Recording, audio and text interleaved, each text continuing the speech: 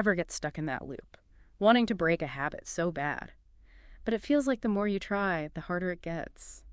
Yeah, well, today we're diving deep into how to crush cravings with Allen Carr's Illustrated Guide to Quitting Smoking.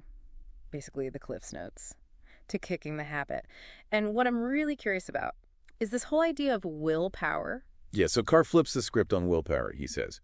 Instead of being the hero of your quit smoking story, willpower is actually the villain, like it's feeding the addiction. Okay, break that down for me. You ever notice how the more you try not to think about something, the harder it is to get it out of your head?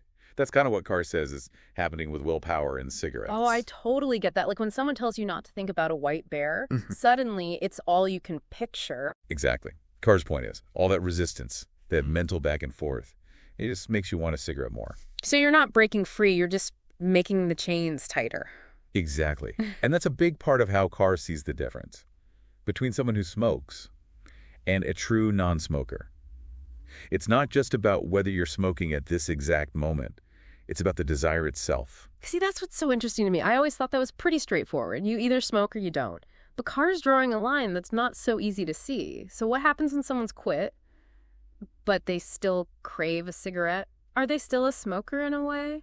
It's almost like when you break up with someone, but you're still checking their social media all the time. You know you're not together anymore, but there's still that like little part of you that's still hung up on them. Well, yeah, you're physically apart, but mentally, you're not really over it yet. Exactly.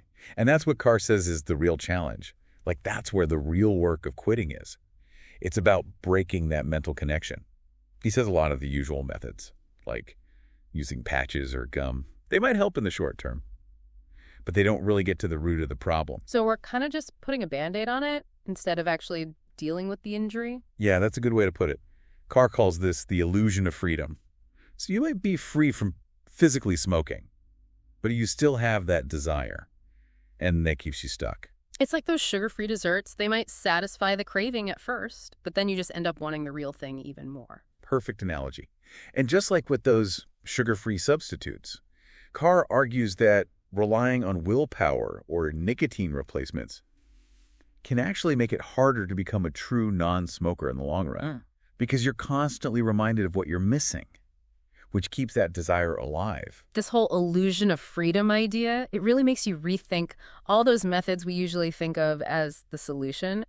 So what I'm hearing from Carr is that it's not about resisting cigarettes more effectively. It's about changing your whole perspective on them. You got it. It's like you're trying to break up with smoking, not just avoid it. Exactly. Yeah, that's a great way to put it. It's like you're not just trying to cut back. You're actually trying to change your whole relationship with smoking. Exactly. So for those of us who haven't read the book, what are some of the ways Carr actually helps people make that shift? Well, one of the things he does is he breaks down all those myths, all those things we believe about smoking.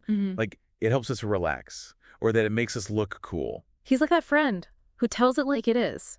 No sugarcoating. Right. He helps you see smoking for what it really is. Not a source of pleasure, not a way to escape, but a trap. It's so easy to fall for those justifications. He really is. But what I appreciate about Carr's approach is he's not judgmental. He gets that smokers aren't weak or anything.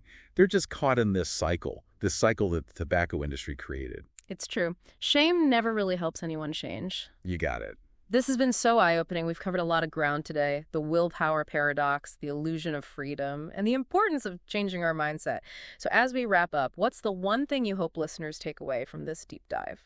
I'd say the biggest takeaway is that true freedom from addiction isn't about resisting. It's about transforming your relationship with whatever you're addicted to. It's about reaching a point where it doesn't control you anymore. That's such an important message. And for anyone listening who's ready to start that journey, we highly recommend checking out Allen Carr's book. Think of this deep dive as the first step on your path to a smoke-free life.